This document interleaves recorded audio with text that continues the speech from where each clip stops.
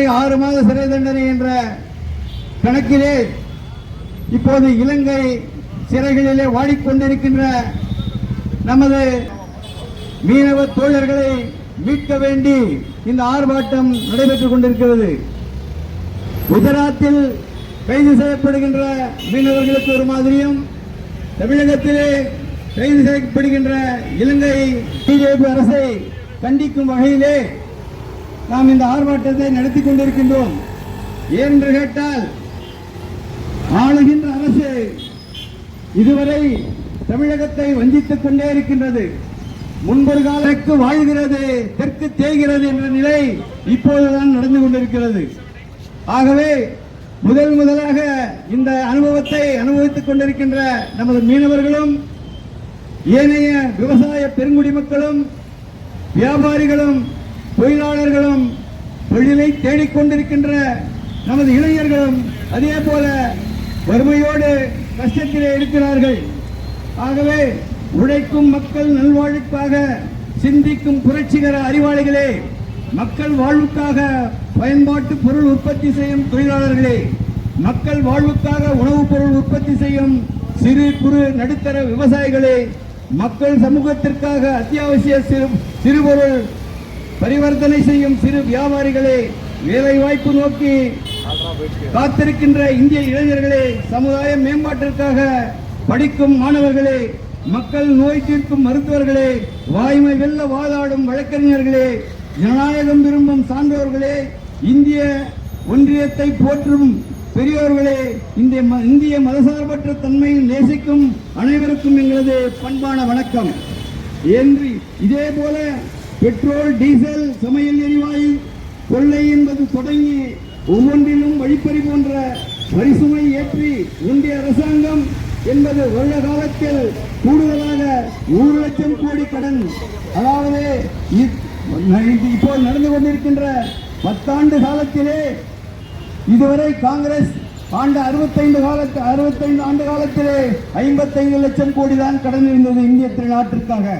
இப்போது இருக்கின்ற கடன் 205 லட்சம் கோடியாக உயர்ந்திருக்கிறது. இதுதான் பாரத நாட்டை உயர்த்திய மோடி அவர்களின் சாதனை. ஆகவே நீங்கள் எல்லாம் கண்டிப்பாக சிந்தித்து பார்க்க வேண்டும். மீனவர்களுக்காகட்டும், விவசாயிகளுக்காகட்டும், அனைத்து வியாபாரிகளுக்காகட்டும் நசுக்குகின்ற அரசாக இருப்பதால் இந்த அரசை தூக்கி எறிய வேண்டும் என்று கேட்டு உங்கள் அனைவரிடம் இந்த வாய்ப்புக்கு நன்றி கூறி விடைபெறுகிறேன். நன்றி. அடிப்படையில் இருந்த கோயாபல்ஸை போல இந்தியாவின் கோயாபல்ஸாக இருக்கின்ற மோடியினுடைய ஆட்சியை கண்டித்து தினம் வேதனைகளின் விரக்தியோடு இருக்கின்ற மீனவ பெருமக்களினுடைய வாழ்க்கையிலே விளையாடுகின்ற இலங்கை அரசை கண்டித்தும், நாட்டிலே மீனவர்களை பற்றி கவலைப்படாமல் நாடு மூல சுற்றுப்பயணம் செய்து கொண்டிருக்கின்ற ரஷ்யா பற்றி எறிகின்ற போது பிடில் வாசித்த ஈழங்களைப் போல மோடி அவர்கள் மீனவர்களுடைய பிரச்சனைகளை எடுத்து கையாளாமல் வெளியில் துணையிலே தோல்வியடைந்த அந்த மோடியை கண்டித்து நடைபெறுகின்ற இந்த கண்டன ஆர்ப்பாட்டத்திற்கு தலைமை தாங்கும் என் ஆரியர் நண்பர், கௌதக நண்பர் திரு மாவட்ட தலைவர் மல்லிகர் அவர்களே, இந்த போராட்டத்தை நடத்துகின்ற என் அன்பு சகோதரன் மாநகர் தலைவர் திரு தியாகராஜன் அவர்களே, விவசாய போராட்டங்களால் பாராட்டுகளை பெற்று நாட்டை நல்வழிப்படுத்துகின்ற இந்த தேசத்திலே பஞ்சமா பாதகர்களுடைய அரசியல் அரங்கேறி இருக்கிறது. பஞ்சமா பாதகர்களுடைய அரசியல் அரங்கேறி இருக்கிறது. வேற்றுமையிலே ஒற்றுமை காண வேண்டும், அந்த மொழி இந்த நாடெங்கும் பரவ வேண்டும் என்று நினைக்கின்ற மகளா புகழ் கொண்ட அந்த அதை நோக்கி நடைபெற்றுக் கொண்டிருக்கிறது. ராகுல் காந்தியினுடைய நடைப்பயணம் இன்று நாடு கூட நடைபெற்றுக் கொண்டிருக்கிறது. அயோக்கியர்கள், அக்கிரமக்காரர்கள், அந்நியக்காரர்கள், நேர்மையற்றவர்கள், நியாயம் தெரியாத அந்த அயோக்கியர்களை கண்டித்து நியாயம் கேட்டு இந்த நாட்டினுடைய பாரதத்தினுடைய விடுதலை ராகுல் காந்தி அவர்கள் இந்த பயணம் மேற்கொண்டிருக்கிறார்கள். ஆனால் அதானி மாவட்ட நம்ம அப்துல் ரஹ்மான் அவர்களே, விவசாய தலைவர் ஹரிஷ் பாபு அவர்களே, ஐடி தலைவர் மாநில பொறுப்பு அண்ணன் கீர்த்தி அவர்களே மற்றும் இளைஞர் காங்கிரஸ் மற்றும் அனைத்து பிரிவு தலைவர்களுக்கும் காலை வணக்கம் தெரிவித்துக் கொள்கிறேன். இன்று நரேந்திர மோடி அவர்கள் தொடர்ந்து இந்த மீனவர்களை வஞ்சித்துக் கொண்டிருக்கிறார்.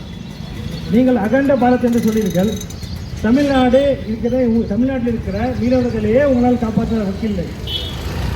கேட்டால் அகண்ட பாரத் என்று சொல்லியிருங்கள். மீனவர்கள் எத்தனை முறை அரெஸ்ட் பண்ணுறாங்க ஸ்ரீலங்கன் கவர்மெண்ட். அதையே நீங்கள் திருப்பி ஒரு ஃபோன் வெளிநாட்டுக்கு போனால் உங்கள் காலில் அவங்க விடுறாங்க.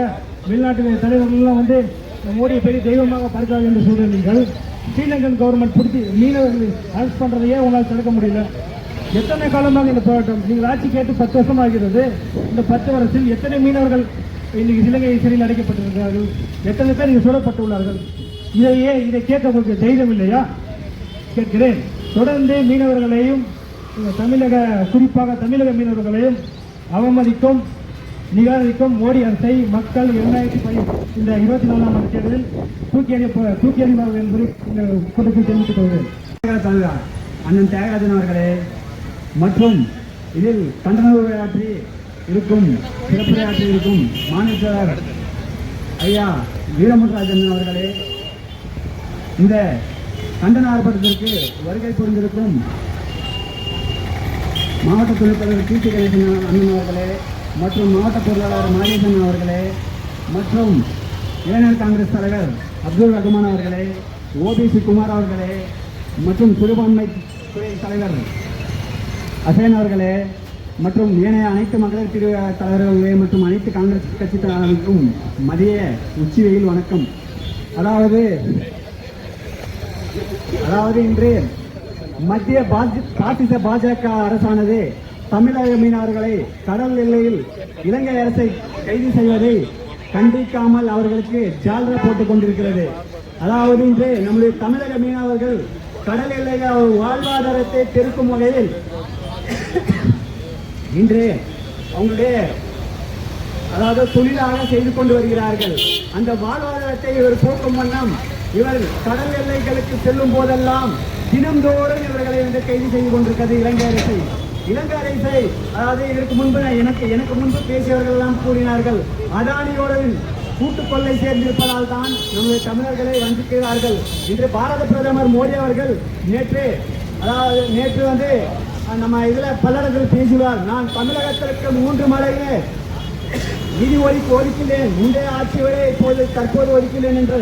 நீங்கள் ஒதுக்கியுள்ள லட்சணத்தை பார்த்தால் தமிழக மீனவர்கள் வஞ்சித்துக் கொண்டுதான் இருக்கிறார்கள். இதை పెళ్ళాన్ని నిడిచిపెట్ట ఇప్పుడు ప్రధాని అయినాడు, దేశాన్ని నిడిచిపెట్టినాడు. ఓటేసి మనం తప్పు చేస్తా ఉన్నాము. మీరందరూ జనాలు చెప్పేది ఏమంటే యామరదండ ఈత పైన యామరదండ వాయిని తల మీద ఉన్న బీజేపీకి ఓటేస్తే తిరిగా మనం నాశనం అయిపోతాము. ఈ దేశమే ఉండలేదు. కావాలని అట్లా పడవాడు ఇప్పుడే తెలిసిందే, సాధారణ తెలిసిందే, తెలియకుండా ఏం లేదో తిరిగా యామారి ఓటేస్తూ ఉంటారు.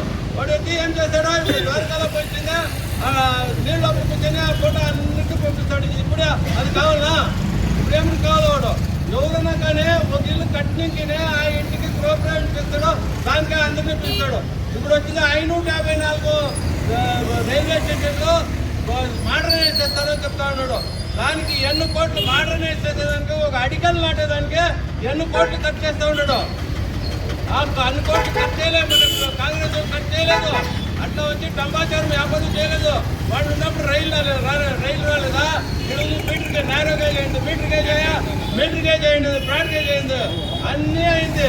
అన్నీ అయితే నువ్వు వాళ్ళ మీద చమక్ చేస్తున్నది ఏమిటికి? నేను ఎంత ఖర్చు 554 స్టేషన్లు వచ్చింది. వాడి ఎలక్షన్ వచ్చింది. నెక్స్ట్ వాడి ఎంత అవుతుందో లేదో అని ఇచ్చింది. ఇప్పుడే వాడు దాన్ని చూపించేది. వాడు ఇంకొచ్చేలే అదే భయము. చూపించాలని చూపిస్తా ఉన్నాడు. 554 స్టేషన్లు వచ్చింది, మోడర్నైజ్ చేస్తాను అనింది. ఎవరు అడికలు నాటేదానికి ఎన్నో కోట్ల 554 స్టేషన్లు వాడు నడిచిందే. దేనికి వచ్చింది? ఎన్నో 100 కోట్లు ఖర్చు చేసినాడు. ఈడే వస్తుంది. నేను సుమారుగా వాడు ఖర్చు చేయలేదు అనుకుంటే సుమారు వచ్చిందే ఒక 50-60 లక్షలు ఖర్చు చేసినాడు ఒక స్టేషన్కి. 554 స్టేషన్లకి ఎంత ఖర్చు? అది ఎవరిది దుడ్డు? మన దుడ్డు. వాడు అప్పంది కాదు. ఇది వచ్చి చేయాలో మనము అట్లా వాళ్ళంతా అక్కడే మన సౌకర్యం చేసింది. అంతేకాని ఆడికి అదో ఈ ట్రైన్ వచ్చి ఎక్స్ప్రెస్ ట్రైన్ దాంట్లో ఎంత 2500 రూపాయలు. 2500 రూపాయలు ఇక్కడి నుంచి కోయంబత్తూరుకి, ధర్మపురికి 500. ఆ ట్రైన్ మనకేమిటి కావాలి? మన దగ్గర దుడ్డు తీసుకొని మనతే చేసేదా? ఇది వ్యాపారం చేసేవాడు. ఇప్పుడు వచ్చింది ఒక ఫుట్పాత్ లో హోటల్ ఉంటుంది, ఆ హోటల్లో ఎంత ఇడ్లీ నీపతో 5 రూపాయలకి ఇస్తాడు. అదే 5 రూపాయల ఇడ్లీని గౌరీ శంకర్లో 15 రూపాయలకి ఇస్తాడు. ఆ హోటల్ అదే హిల్స్ పోతే కదా 100 రూపాయలు. వీడు 100 రూపాయల మనిషి, వీడు వచ్చి 5 రూపాయల మనిషి కాదు. 5 రూపాయలకి లేదు, 15 రూపాయలకి లేదు. వీడు అట్లా జగలో బతుకుతా ఉంటాడు. వాడికి మరి మనం ఓట్లేసేది. ఆ దుడ్డు ఎవరు? ఆ దుడ్డు మంది. ఇది యామారేదండ ఈదో పన్న. మనం వచ్చిందా ఇప్పుడు ఇట్లా వ్యవసాయంలో వాడిపోతే పోనీ, ఇప్పుడు మీనా వాళ్ళు వాడిపోతే పోనీ, ఎవరైనా పోనీ వాడు ఇంతను బలియాలా అనుకుంటాడమ్మా.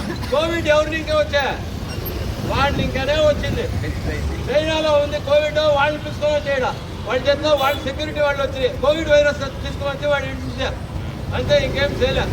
మరి 3 ఏళ్ళు 2 ఏళ్ళు వచ్చిందా మనం ఏడ పెట్టారు, ఏడనవుతా ఇట్లా పనులు చేస్తూ ఉంటాడు. కానీ మోదీ యావదో మంచి చేస్తలేదు. ఇదో ఆర్పాటం మీద ఆర్పాటం, మోడీకి ఎదురైన ఆర్పాటం, ఆర్పాటం మీద ఆర్పాటం,